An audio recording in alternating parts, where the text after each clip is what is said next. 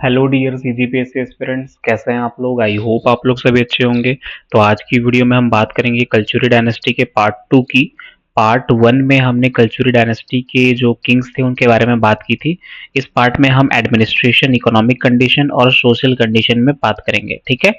तो अभी तक जो नए हैं हमारे चैनल में, जो पहली बार हमारे चैनल पे आ रहे हैं, प्लीज़ चैनल को सब्सक्राइब कर दीजिएगा।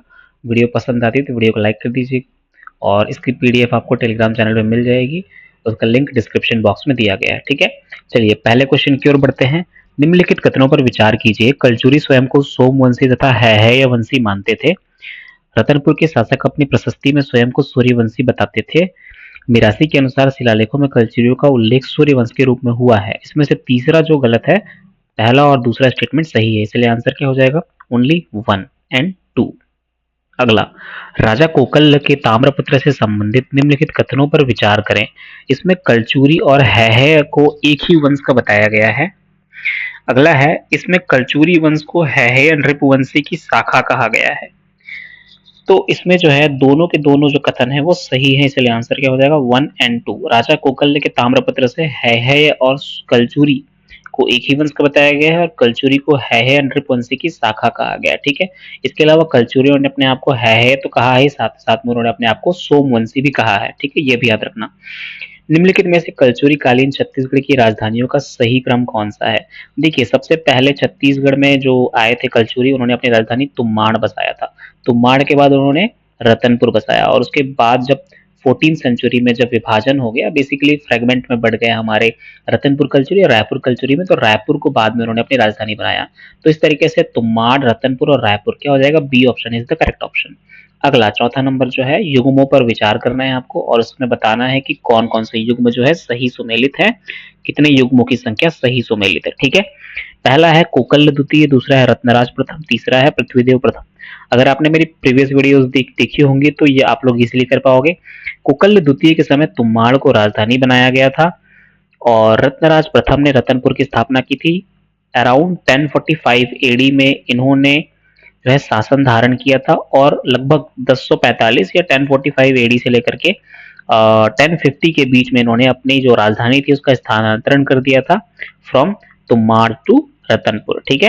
पृथ्वीदेव प्रथम के बारे में बात करें तो इन्होंने प्रथम ने सकल कोसलाधिपति की उपाधि धारण की थी। तो तीनों के तीनों कथन जो है या तीनों के तीनों जो युग्म है सही है। अगला, पृथ्वीदेव प्रथम के 1065 एडी के ताम्रपत्र से संबंधित कथनों पर विचार करना है। पहला, राजा ने स्वयं को सकल कोसलाधिपति कहा था। दूसरा, इससे रतनपुर की राजनीतिक सर्वोच्चता सिद्ध होती है। दोनों कथन सही है, पहले भी मैंने बताया आपको, ठीक है। अगला, निम्नलिखित में से किस कवि ने छत्तीसगढ़ में 36 कुरियों के निवास का उल्लेख किया है। इसका सही आंसर है बाबू रेवाराम ने 36 कुरियों के निवास का उल्लेख किया है।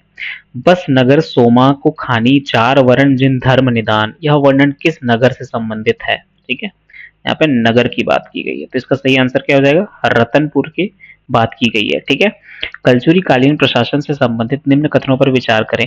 ब्राह्मण गणपति को दीवान कहा जाता था। सभी छत्तीसगढ़ों में गणपति क्षत्रिय ही होते थे। आई होप आपको एडमिनिस्ट्रेशन का ये वाला फंडा पता होगा या फिर ये कंसेप्ट पता होगा कि किस तरीके से इनका एडमिनिस्ट्रेशन सिस्टम था। अगर ये पता है तो आपको ये भी पता होगा कि छत्तीसगढ़ को 36 गढ़ों में विभाजित कर दिया गया था, ठीक है।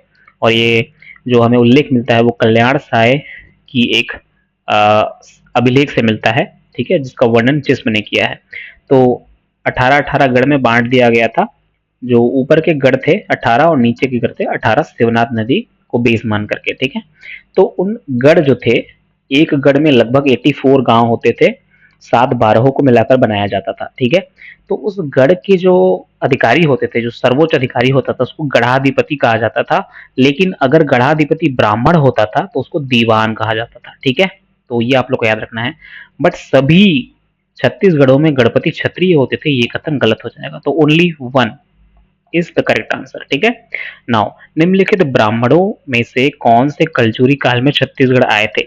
सरयू पारण, कन्याकुंज, उत्कल और मैथिल। इसका सही आंसर है ऑल। 1 2 3 4 ऑल, है ना।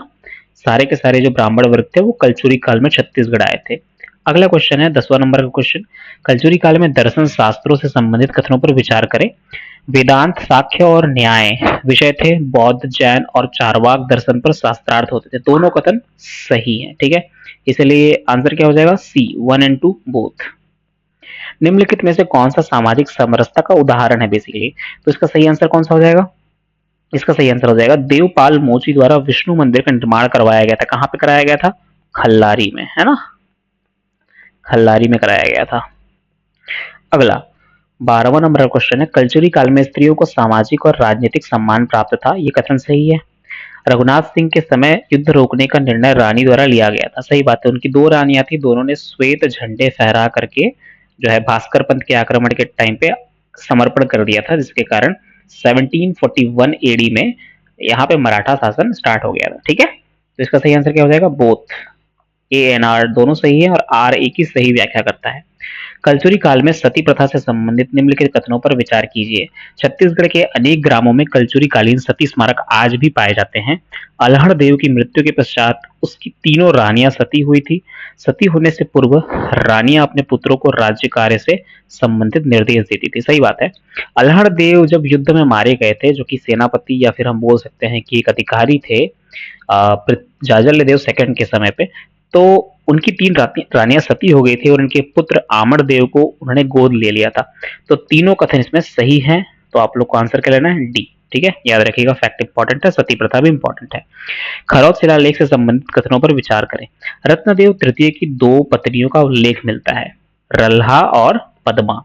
दोनों कथन सही है, ठीक है। ये फैक्ट है, फैक्ट याद रखना है। C is the correct answer. Now 15 number question है, कलचुरी शासन के अंत से संबंधित सही कथन है। 1700 एडी में मुगलों द्वारा अंत, 1741 एडी में मराठों के आक्रमण से अंत। तो इसका सही आंसर आप लोगों को पता ही है। 1741 में मराठा जो थे यहाँ पे आए थे भास्कर पंत के नेतृत्व में, और उन्होंने रघुनाथ सिंह को जो है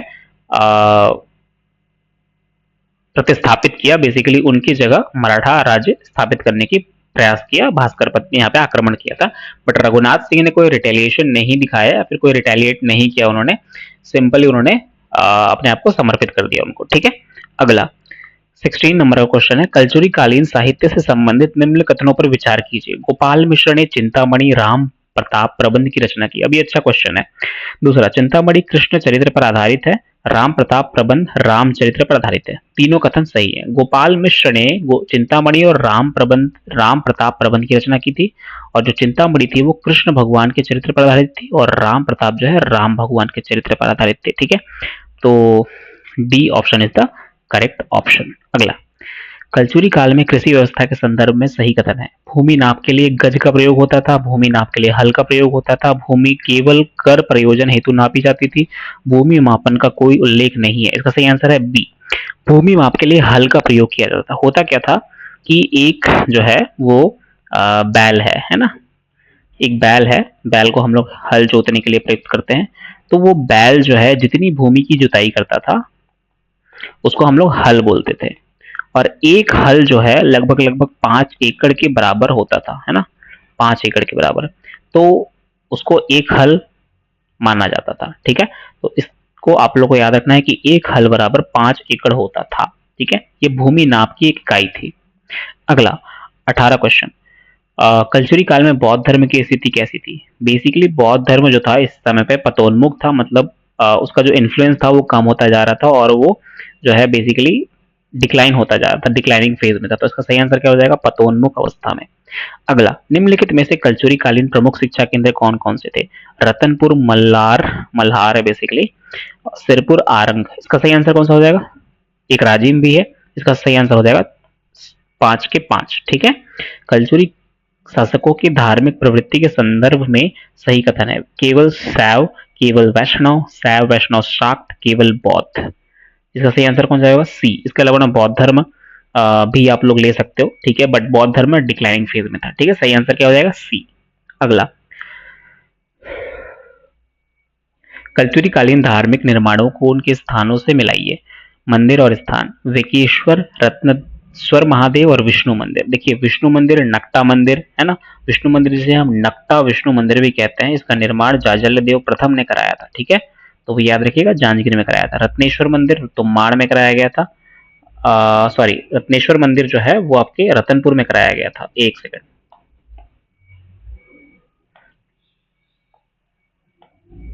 जो वेकेश्वर मंदिर है वो तुम्बाड़ में कराया गया था। जो रत्नेश्वर महादेव मंदिर है वो रतनपुर में, और जो विष्णु मंदिर नक्टा मंदिर है वो जांजगीर नगर में आपके जाजल देव द्वारा निर्मित कराया गया था। इस तरीके से आंसर क्या हो जाएगा, फर्स्ट का बी, सेकंड का ए एंड थर्ड का सी। अगला क्वेश्चन, मंडिपा और मंडपिका अर्थात बाजार मंडप के संबंध में सही कथन है। वे नगरों एवं गांवों दोनों में होते थे। यहाँ वस्तुओं पर कर निर्धारण किया जाता था। दोनों कथन सही है। और बेसिकली जो मंडपिका होता था वहां पे सब्जी भाजी जो भी बेचा जाता था, तो जैसे मंडी है तो मंडी में अगर आपको प्रवेश करना है तो यहाँ पे मंडी प्रवेश कर लगता था। इसको परमिट सिस्टम बोलते थे। उस परमिट सिस्टम का नाम था युगा, है ना। उस परमिट सिस्टम का नाम क्या था, युगा। तो इसको आप लोग को याद रखना है कि युगा एक परमिट कर था बेसिकली। ठीक है, सही आंसर क्या हो जाएगा, बोथ 1 and 2 आर करेक्ट। ना भूमि मापन प्रणाली के संबंध में सही कथन है। एक हल बराबर लगभग लगभग 5 एकड़ की भूमि, ये सही है। ठीक है, और यहाँ एक बैल नहीं है, सॉरी 2 बैल नहीं है, एक बैल होगा। गज से मापन नहीं होता था, भूमि मापन का उल्लेख है। ठीक है, कलचुरी कालीन अर्थव्यवस्था के संदर्भ में सही कथन है। व्यापार मुख्य आजीविका थी, कृषि मुख्य आजीविका थी, खनन प्रमुख साधन था, शिल्प उद्योग प्रमुख था। इसका सही आंसर हो जाएगा कृषि प्रमुख आजीविका थी। अगला, गौटिया व्यवस्था के संदर्भ में निम्न कथनों पर विचार कीजिए। गांव की कृषि योग्य भूमि का 8वां भाग गौटिया को निःशुल्क दिया जाता था। गांव की भूमि का 16वां भाग दान के उद्देश्य से निर्धारित था। गौटिया स्वयं कृषि कार्य करता था। देखिए, गौटिया स्वयं कृषि कार्य नहीं करता था, है ना, ये याद रखना है। वो रेवेन्यू कलेक्ट करने का काम करता था। सबसे छोटी इकाई ग्राम का एक मुखिया था। ठीक है, ये याद रखना है आपको। इसमें आपको पिछले भी एग्जाम्स में सीजीपीएससी ने क्वेश्चन पूछा था कि गांव का सबसे छोटा जो प्रमुख होता है उसको हम लोग प्रधान कहते हैं, तो ये गलत था। गौटिया कहा जाता था कलचुरी काल में, ये याद रखना आपको। ठीक है, लेकिन ये ऑप्शन यहाँ पे ये स्टेटमेंट गलत हो जाएगा क्योंकि वो स्वयं कृषि का कार्य नहीं करता था बल्कि रेवेन्यू कलेक्ट करने का काम करता था। और सेकंड जो है, गांव की भूमि का 16वां भाग दान के उद्देश्य से निर्धारित था, जैसे कि गौटिया है। ठीक है, गौटिया है तो गौटिया के लिए 2 चीज आपको याद रखनी है। एक तो 1/8 एंड 1/16। 1/8 जो हिस्सा था उस पे जितनी भी भूमि थे, लाइक ये कोई गांव है तो उस गांव में जितनी भी एरिया था जहाँ पे खेती हो सकती थी, मान लीजिए ये एरिया है, तो इस एरिया का 1/8 जो पार्ट है उस पे जो है गौटिया को निःशुल्क खेती करने दिया जाता था, कोई टैक्स नहीं लिया जाता था। और 1/6 भाग जो है इसका, उस पे क्या होता था, उसको दान के उद्देश्य से निर्धारित, मतलब गौटिया उसको दान दे सकता था। ठीक है, इस तरीके से आप लोग को याद रखना है। अगला, राज्य राजा कल्याण सहाय से संबंधित निम्न कथनों पर विचार करें। ये मुगल दरबार जहांगीर से मिलने दिल्ली गए थे, सही है। उनके साथ 22 आश्रित राजा भी थे। उनके राज्य का वार्षिक राजस्व 9 लाख रुपए था। तीनों कथन यहाँ पे सही है। अगला, कलचुरी काल में राजस्व एवं प्रशासन से संबंधित निम्न कथनों पर विचार कीजिए। दीवान और गणपति को वसूल किए गए लगान का एक अंश प्राप्त होता था। यह अंश समय के साथ बढ़ता जाता था। दोनों कथन सही है। ठीक है, लगान या फिर रेवेन्यू का एक अंश जो है प्राप्त होता था और यह समय के साथ बढ़ता जाता था, जैसे सैलरी बढ़ती है। ठीक है, तो C is the correct answer. Now 28 question, Kalachuri काल के प्रशासनिक साक्ष्य में महाधर्माकरणिक का कार्यक्षेत्र क्या था। ऐसे क्वेश्चंस में क्या करना है आपको, सीधे सीधे इसका संधि विच्छेद करना है। महाधर्म, है ना, महाधर्म आकरणिक। तो इस तरीके से आप देखोगे कि यहाँ पे जो मेन टर्म है वो है धर्म, तो आपको सीधे सीधे चले जाना है धर्म के पास। सही आंसर क्या हो जाएगा, सी। अगला 29, राजशेखर के संदर्भ में निम्न कथनों पर विचार कीजिए। उनके कारण कलचुरी काल को साहित्यिक दृष्टि से विशेष महत्व प्राप्त हुआ। राजशेखर, है ना, बहुत रेयर फैक्ट है तो याद रखिएगा इसको। काव्य मीमांसा और कर्पूर मंजरी, ये तो सब जानते ही है। तो राजशेखर की ये जो रचनाएं हैं काव्य मीमांसा और कर्पूर मंजरी, ये दोनों आप लोग को याद रखना है। ठीक है, दोनों कथन सही है यहाँ पे। रायपुर का दूधाधारी मठ कलचुरी काल में छत्तीसगढ़ का एक प्रमुख धार्मिक केंद्र था, ये सही है। यह मठ रामानंदी संप्रदाय के जात पात भेद रहित भक्ति सिद्धांत के प्रचार का केंद्र था। दोनों कथन सही है। ठीक है, रामानंदी संप्रदाय याद रखना है आपको, जात पात भेद रहित भक्ति सिद्धांत के प्रचार का केंद्र था। ये भी आपसे क्वेश्चन पूछ सकते हैं कि जात पात भेद रहित भक्ति सिद्धांत किस संप्रदाय से रिलेटेड है, तो वो रामानंदी संप्रदाय से रिलेटेड है। ठीक है, इसके अलावा राम नामी संप्रदाय वो अलग संप्रदाय है। ठीक है, इसने रायपुर में दूधाधारी मठ इनका एक प्रमुख धार्मिक केंद्र है। ठीक है, इस तरीके से हमने 30 क्वेश्चंस लगाए। बताइएगा 30 में से आपके कितने मार्क्स आए कमेंट सेक्शन में।